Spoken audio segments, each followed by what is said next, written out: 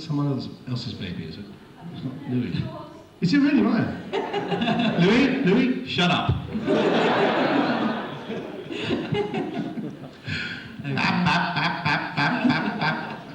It's the way we communicate, it's okay.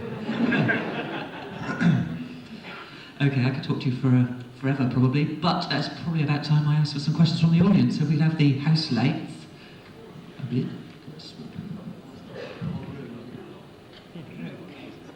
Anyone have a question?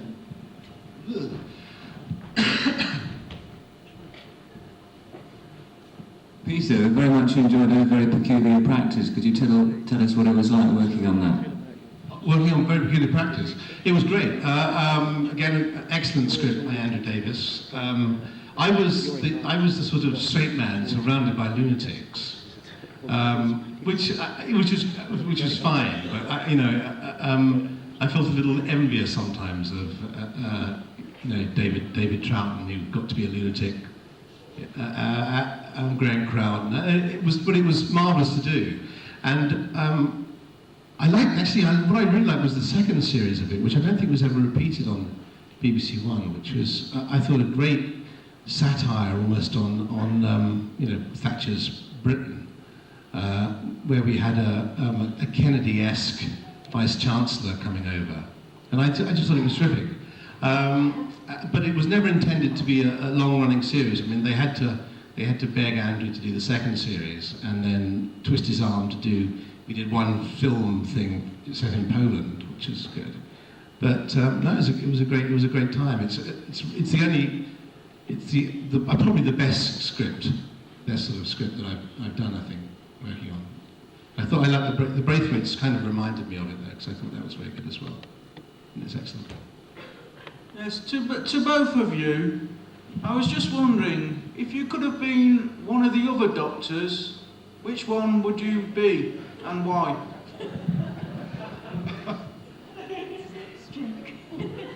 Well, my favourite doctor was Patrick Troughton, so I suppose if I had to choose, I would have been him. I just loved. I mean, I suppose it. Before the age of video, we each had our own doctor, and Patrick really was mine. And I just thought, and he had a very difficult job, of course, because he was taking over from William Hartnell, and that was the first time the doctor had changed. So I think he probably had the toughest job of all of us, because after him, at least it was an established idea that the doctor regenerated, and they really came up with the idea in order to keep the series going and cast Patrick. So, and he was funny. And he was exciting, and I just thought he was everything the doctor should be, so probably Patrick.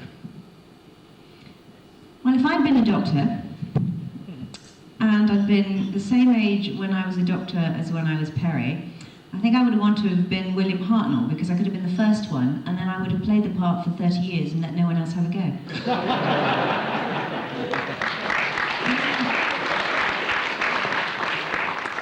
Peter, when you did Miss Marple, what was it like catching at Joan Hickson? I can't see where this question's coming from. Oh, here, sorry, yeah. Yeah, what was that working with Joan Hickson? Yes. It was great. I didn't see her that much, because the thing about Joan Hickson was she was much older than everyone thought, and she was pretty cosseted. She's a very nice lady, but she was sort of brought to the set as late as possible, did her bits, and sort of went home as soon as possible. But I mean, she was terrific, and I thought she really played that part the way it was meant to be played. But I can't honestly say that I got to know her very well, because no one did. She would just appear and be brought to the set, do her bits, because she was basically a sort of little old lady. Except, interestingly enough, years later, when I was doing Campion, and we were filming down in Essex somewhere, she actually turned up kind of looking for a job. She turned up at one lunchtime and tried to persuade the producer that she should be in one of the stories, which I thought was quite interesting idea. Even though by that time she was very old, she was still sort of looking for work, which I think is excellent. But yeah, it is. Yeah, it was great. And I was very keen to, but they never did it. Okay. Yeah. Another question. I just was wondering, we just returned from Lanzarote and we were looking for places which you were filming at. Do you still remember where that was? Is it places? We just returned from Lanzarote, and when I was in Lanzarote, I was looking for the Lanzarote. places we were filming at, but nobody knew it. They knew all the other things like Jules Verne and all the other stuff, but I was wondering where you were filming in Lanzarote, if you still remember. I can't really remember whereabouts we were filming. I know that we filmed one morning very early on a nudist beach because we arrived at 6:30. This is quite good actually. We arrived at something like 6:30 in the morning. There was nobody there, and by 10 o'clock in the morning, when we actually got round to filming, we were just surrounded by naked Germans. Except, interestingly enough, both sexes, but because there was a film crew there, only the men would take all their clothes off, and all the girls very, very kind of decorously sort of kept their tops and bottoms on. And there was one point, I don't think I'm misremembering this, where Nicola had to sort of jump off a boat and sort of scream for help because she was sort of drowning, in danger of drowning. And every time she did this is part of the scene, every time she did this, about 5 naked Germans would come and try and save her life. And no! Get back! No! It's acting! But I'm afraid I don't remember any of the places we filmed, except up in the sort of, the volcanic park, but I couldn't tell you the names of any of the places, I'm afraid. Were you allowed to go into Timon Fire for filming? Pardon? I said if you were allowed to go into Timon Fire for filming in the national park, Yeah. did you film in there, straight in there? I don't think we did. I don't think we went into. I think we might have gone to the entrance area. No, I think we did. I think we did, but I think we didn't have permission to film there, so It was one of those, you couldn't take actually go off the road. I'm pretty sure this was in the actual park, and I think we did try and film there, and we got thrown off several times, I think, because they didn't actually have permission or something. I forget exactly what happened. I know We they went came up back. the road from the main sort of cafeteria restaurant area that was in the park. Yeah. If you hang a right. Oh, you're very good to remember this. I Down the can bend. barely remember where Lanzarote is. Filmed. I don't remember. All I know is that we kept getting thrown off because we weren't allowed to film. You weren't allowed to disturb any of the ash. Now, this is a question for both of you. After Peter's rather gentle Doctor Who, how does Nicola feel about Colin's rather aggressive start when he regenerated? He was quite aggressive towards you just after he regenerated. How do you feel about that transition from the more gentle Peter's Doctor to the more aggressive Well, Colin's Doctor? I think the idea was a good idea, that regeneration seemed like a pretty traumatic thing to go through. So I think the idea of the Doctor sort of suffering some repercussions from having every cell in his body changed seemed like a pretty logical thing to me. Yeah, every cell of my body did change.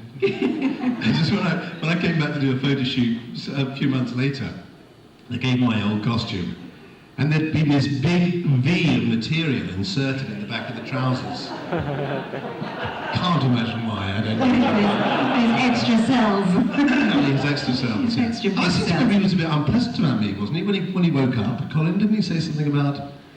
Yeah, Changed, my dear, not a moment too soon. That's right, yeah. Bastard.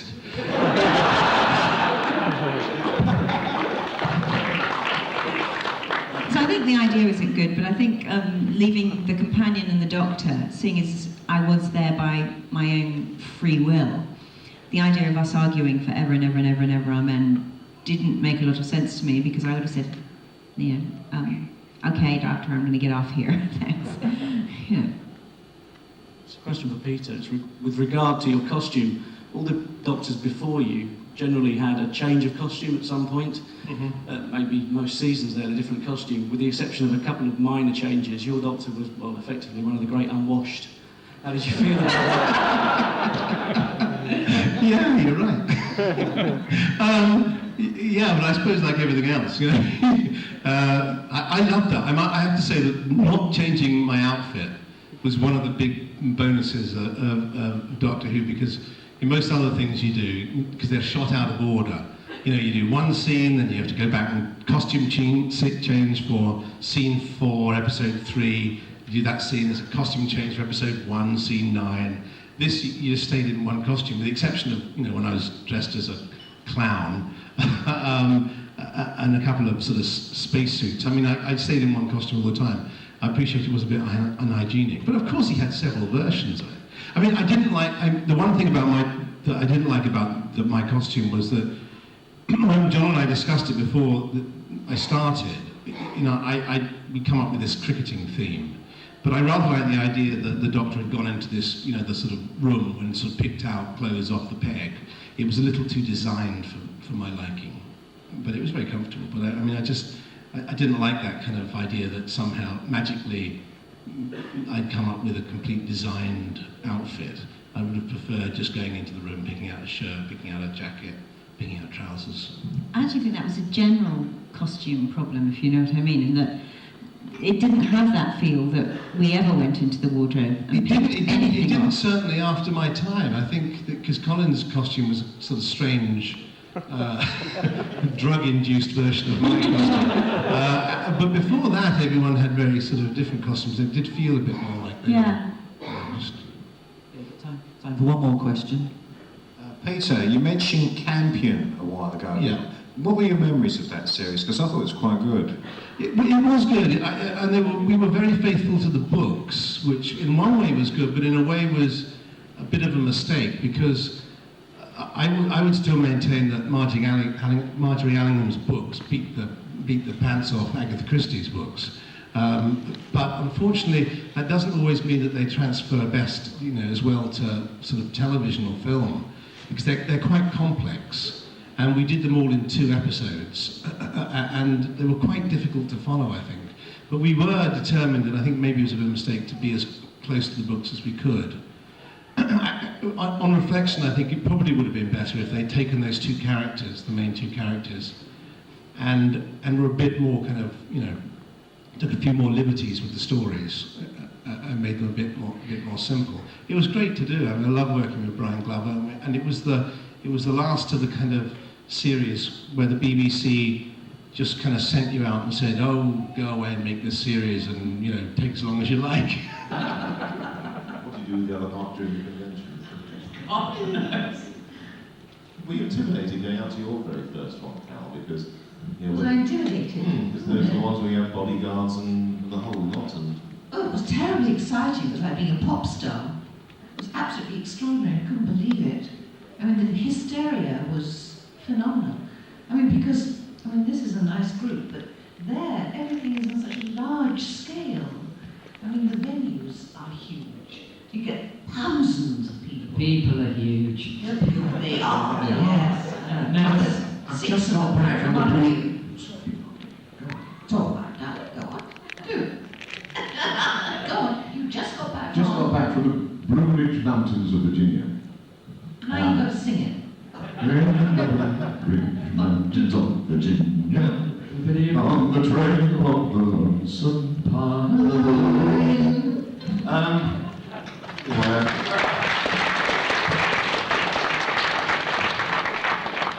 This was a lovely little convention in a place called Blacksburg, outside Rome.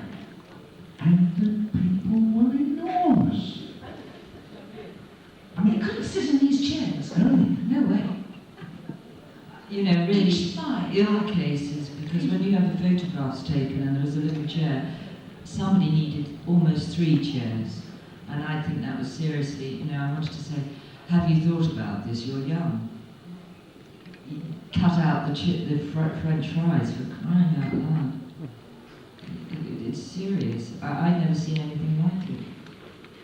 There's no such thing as a small portion there when you go to Well, it's difficult to get anything simple. It's not entirely their fault. I mean, the Americans serve up these dishes with this, with that, with something else, and 10,000 different sauces, etc., etc. And you say, well, can I have it without this and without that? And they get terribly offended and upset. No, you've got to have that. So how do you avoid it, you know? And breakfast comes... I tell you, you get a little side plate, you put what you want on there, Yeah. and you creep up. I did this to the barman. I said, have you eaten? He said, nah. I said, here. Gave him the big plate, and I had the little one, because if you have this huge plate, I can't eat it. No, I can't. That's okay for us because we can do that, but if they are of that mind that they like to eat, if it's in front of them, they're going to eat it all. Yeah. You're all right unless you're Kenny Baker. Now, little Kenny's 3'6" tall. 5'6" wide. Then he gets inside a R2D2 thing to his day. That's amazing. But he puts the most enormous steaks away. We were in Philadelphia, and in one of the best Western hotels, which are just rooms with beds. There's no restaurant, there's no bar, nothing. And the nearest one was across a 6-lane motorway. And the guys were going backwards and forwards, and I said, how are we going to get across there? Don't you worry, Michael, just follow me. Is that tall? The pedestrian's always right in America, and he started to walk across this motorway. And, well, I'm here to tell the tale, so but gets there, jumps up on this stool.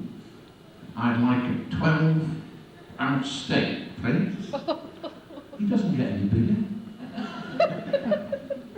Well, I don't know if you've ever come across an actress called Fran Fullen-Wider, and this is her real name, and she is about 4'6" high, and she is about 5'6" wide, and her name is Full and Wider. And she specialises in hand modelling. She has the most beautiful hands I've ever seen.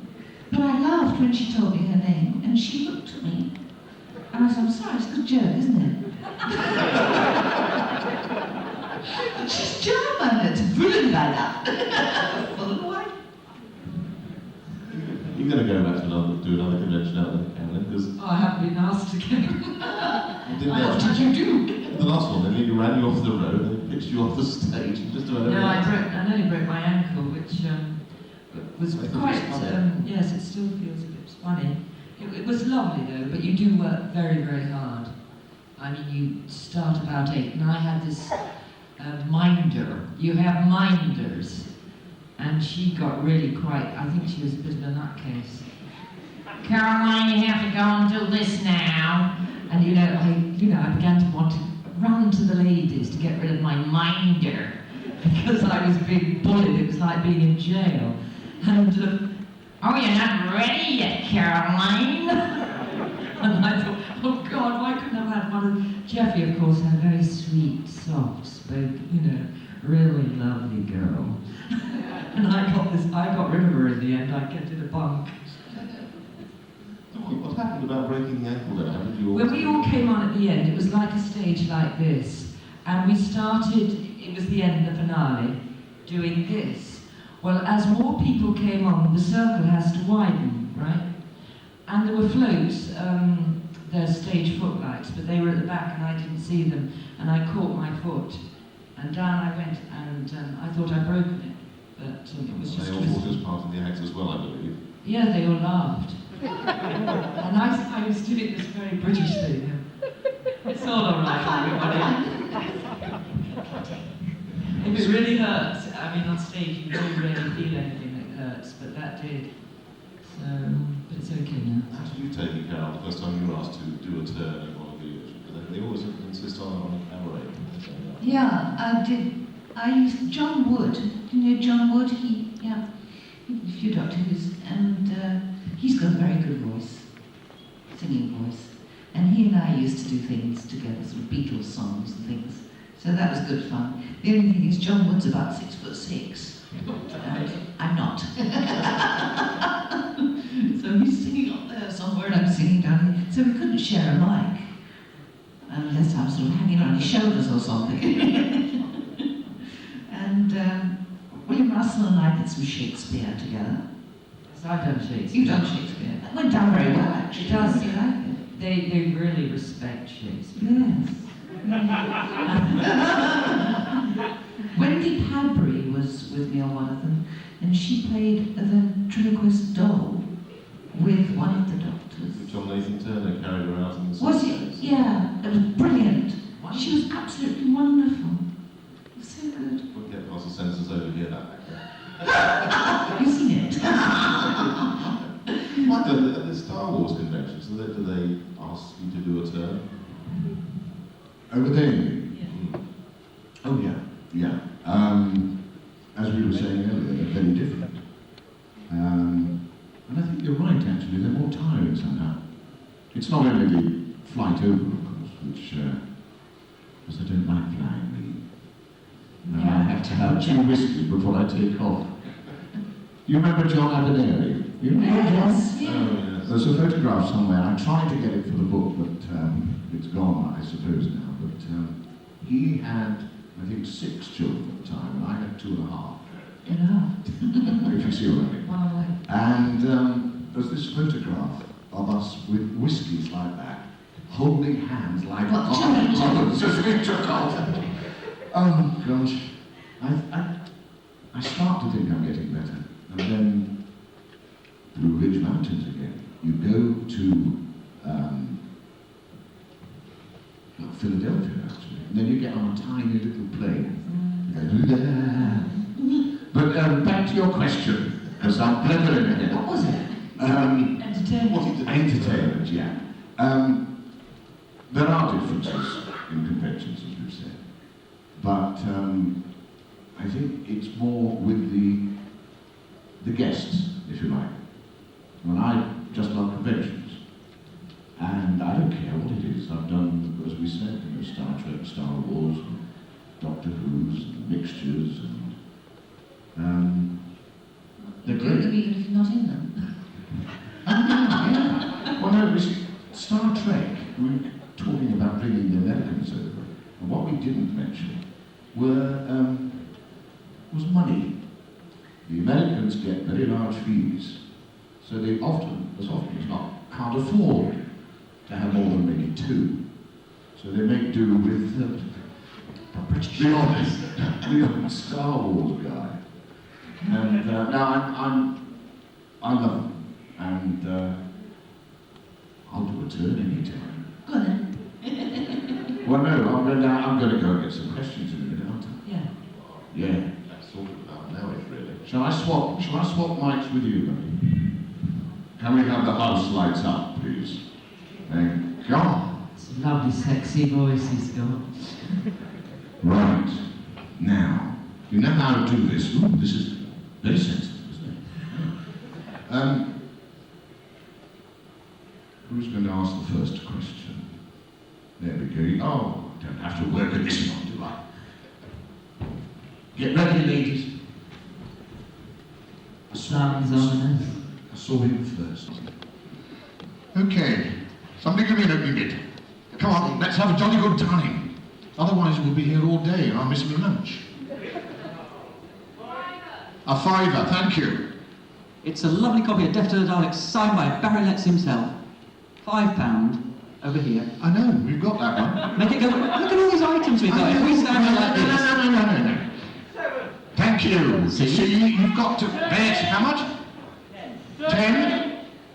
Oh, my lucky number, please. Come on. It's over here. 13. Michael behind you. 13. Where? 13 over there. No, we've had my 13. 14. 15. 16. 16.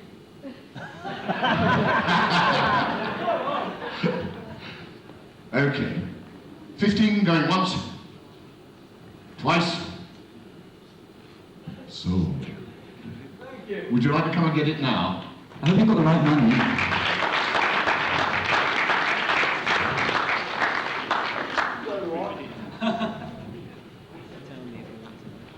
Can someone come down and take the money for me, please? The Pertwee years.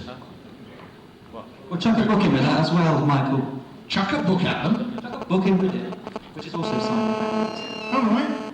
Again signed by Barry. We'll have to jump in with the £5 this time then, if you've got a book as well.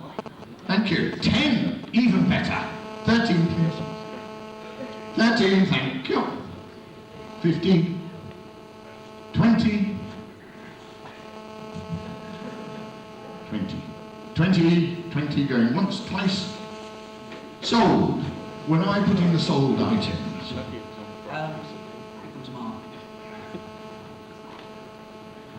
Okay, give us a book then. Ooh, which one should we have? I don't know. Wednesdays. Leg. Oh, and chuck in the demons as well. There's plenty of them. Oh, I should have said that, shouldn't I? You can hold that.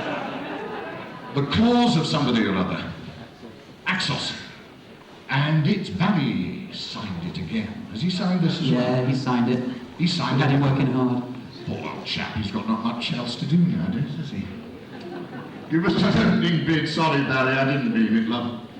Ah, how much? 20, thank you. A maiden bid. We can't have a maiden bid. We've got loads of stuff to get rid of. Make it... Oh, do stop pushing. Let's get on with it, boy. This is for charity. Yes, I know. And he's going to bid 21 and it's yours. There? That's the way to do it. Man's a crook.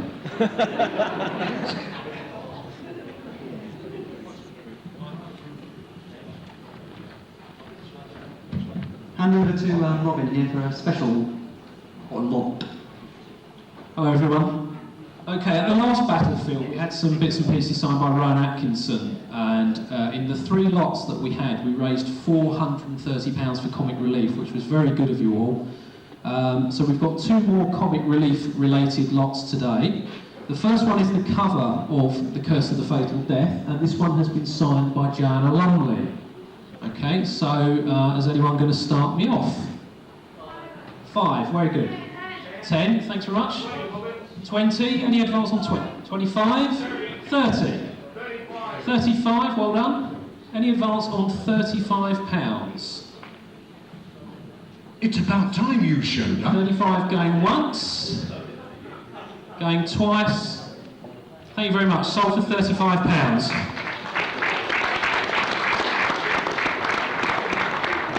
Do you remember this old reprobate from last year? He and I we've got a good thing going now, haven't we, Anthony? There's some lovely things for you to sign. What's that? This is our second. Oh, your second, I'm sorry. I'm going to get my gorgeous young assistant Michael here to show you an original and unique photograph which has been signed by Sophie Aldred. Show him, Michael. I love it. Okay, now this is an absolute one-off. There will never be another print made from that negative. Okay, and who's going to start the bidding for this, please? £10, thank you. Any advance? 15? 20? 25? Any advance? 30? Stop taking photographs of my print, you. Any advance on 30? 40, thank you. Any advance on £40? It is an absolute one-off. Even I don't have a copy of this print. I do. Any more? Any advance on £40? Okay, £40 going once. 40 going twice. Thank you very much. Sold for £40. Thank you. Excuse me. You're not here to sit, you know. Give him a microphone.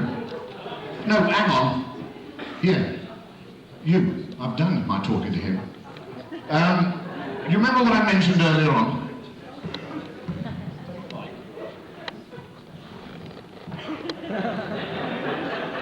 I will be your, what do they call the people? Your porter. Pointer lady. Now, you know what we're auctioning, don't you? I do.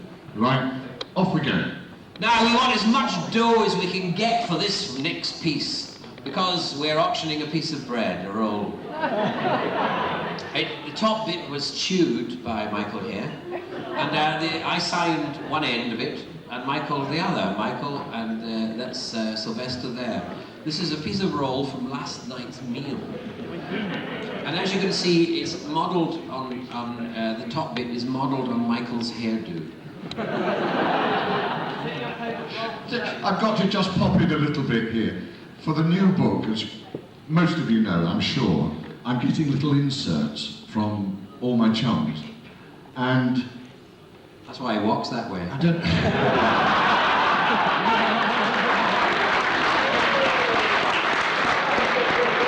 You wait. Have you seen Have you seen your photograph in my book? No. No. Well, you've got a treat in store. And a roll similar to this was auctioned, and it had been nibbled by Sophie, actually, and signed. And the guy paid a fortune, so deep. Trouble is, he woke up in the middle of the night and he was hungry and ate it. True. Right, over to you. So, yes, now, what do we get? What bread can we get from this bread? Huh? Who wants to make a bid?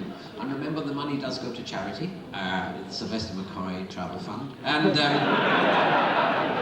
no, it does. So, please, ladies and gentlemen, is anyone going to bid for this very special roll? £2. I hear £2 from this lady over here. Do I hear any more than £2? Do I hear any more? £3 here, £3 here. How many? £4? 4? Did you say 4? £4. I got £4 here. 5. I got 5 here. It's getting very exciting down here, ladies and gentlemen. 7, 8. Keep going. 9, 10, 11. We have £11. Now, I mean, well, £10. I mean, if you said 11, you could say 12. That would be very No, you say 13, my lucky 13. Yes, 50 at the back, thank you, sir. Any advance on £50? It's a beautiful thing. It's framed quite well behind glass. But, 60, did you say so? £51 to the gentleman in that very nice black jacket. And a black jacket is in these days, there's no doubt about that. £51 to the gentleman in black. What am I bid? 55 to the gentleman in the glasses. 56. £60 to the gentleman in the red t-shirt and lovely green jacket. And I didn't hear you, sir. £70. That's fabulous. £70 to the lady at the back in the darkness. I hope to join you soon.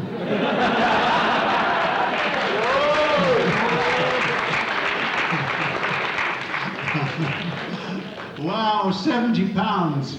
Any advance on £70? All right. £80 to the gentleman in the beard. Did you say 90? £85 to the lady in the darkness. I want to bring it to you so that you can have a good look at it. You may not want to go more than this.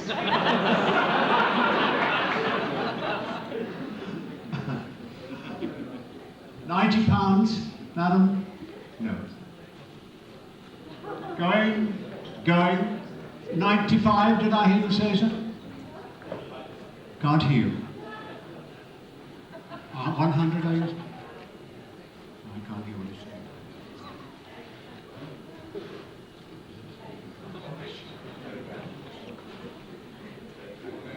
Up to 100, are you? 110.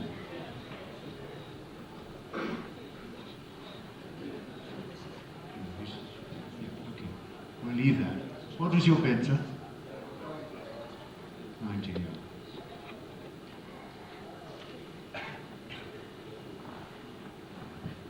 All right. I think we'll leave that. Okay? No. I understand. 90 to the gentleman in the bid. We'll leave it at that, I think, £90. So the gentleman... Thank you very much.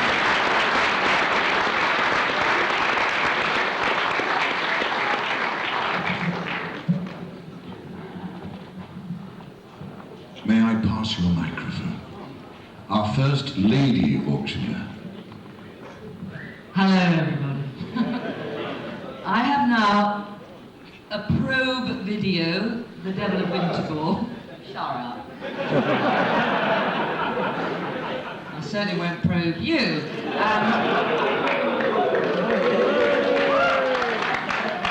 It's got Peter Davidson's delicious autograph on it, and I will add to it with a kiss. And this is what I used for my pass as probe. So if we do any more, I'll have to have it back, the week we work. So what will you bid me to start with? £10 to start with? £10. 20? 30. Did I hear it? You know, there's a kiss going with this, chaps. We've got a 30 over there. How much? 30? 35, 40? Any advance on 40, chaps? Is that all my kisses are worth? How much? 42? 45? All right, I'm not going to go on haggling. Going, gone to you, gentlemen.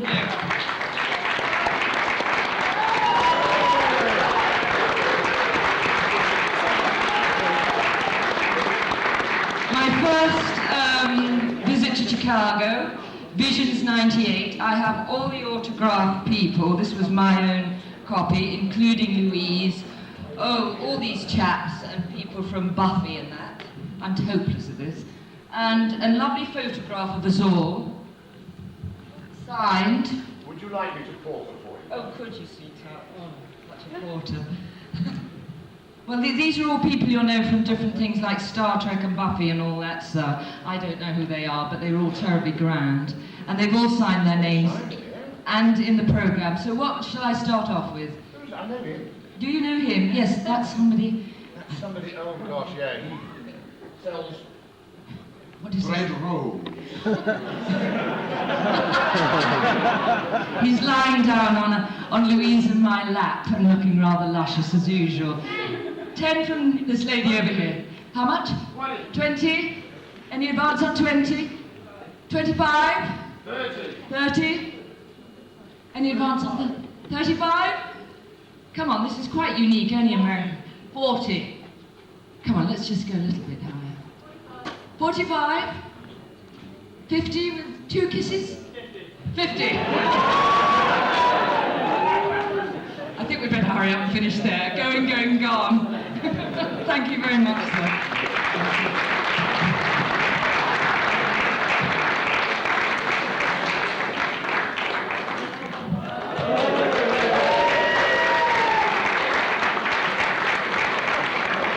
Okay, I'm going to do it slightly differently.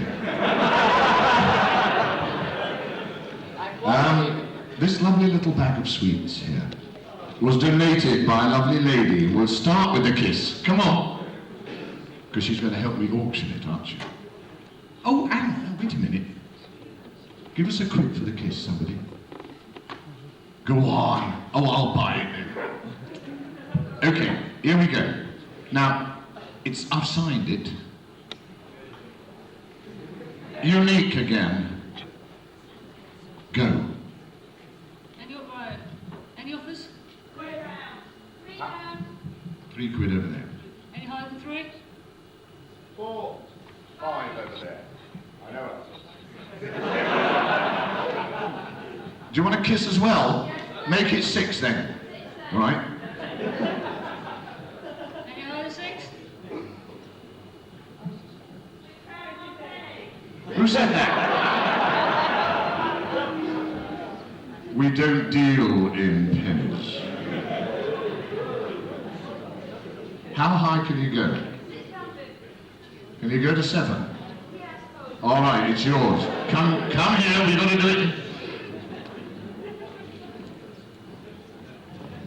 Come on, quick. We're getting the bum's rush up here. You better be bloody good kiss for 7 quid. Hold this.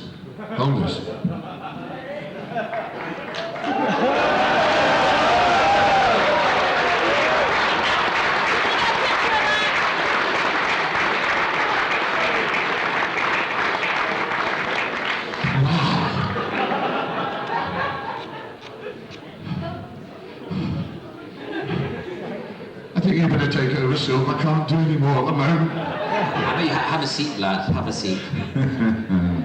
Now, I've got something really rather special here. It's the cover for a book that still hasn't been published yet. It's called Doctor Who Regeneration, and it's the only one. It's the proof copy of. Pardon? Sorry, I didn't hear what you said.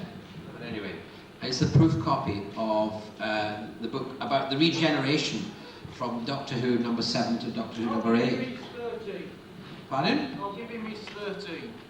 Oh, give me my 13, he said. All right, you'll start 13. All right. Oh, good. Well done.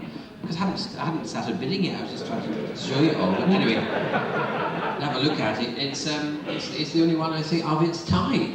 and it's all about, it's Philip Seagull who produced it in America. It's about the torturous route and problems of trying to get the film off the ground and the result of it. It's got various pieces in it by the director and the actors, and it's also been co-authored by Gary Russell, who was an actor and is now a writer and was the editor of Doctor Who magazine. Anyway, there it is. There's my chat. I have a bid on the floor of £13. Do I hear any more than that for £13? £15. I have £15. £16 down here. £20 down here. There's £20 down here. 21 down here. 30. £30 up here. I have a bit of £13 up here. It's a very nice cover, and as I say, it's the proof of the only one around in the world at the moment. 31, I have £31 here. Do I hear any more than 31? Do I hear any more than £31 here? Shall I walk up here and see if you're competitive for £32? Here we are, sir. What do you think? £32, so that gentleman there, we got £32 up here. 35? There's a man down here who says 35. You're not going to let that Sassenach get away with that, are you? £35, oh yeah, I mean, you know, Jimmy, come on, it's, and it's £35. And it is very special, and I'll sign it, of course. Yes, I'll sign it, and Gary Russell will sign it, and then you've just got to get Paul McGann to sign it.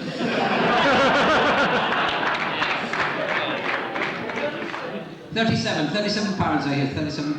40 pounds. £40, I hear £40. Any more than £40?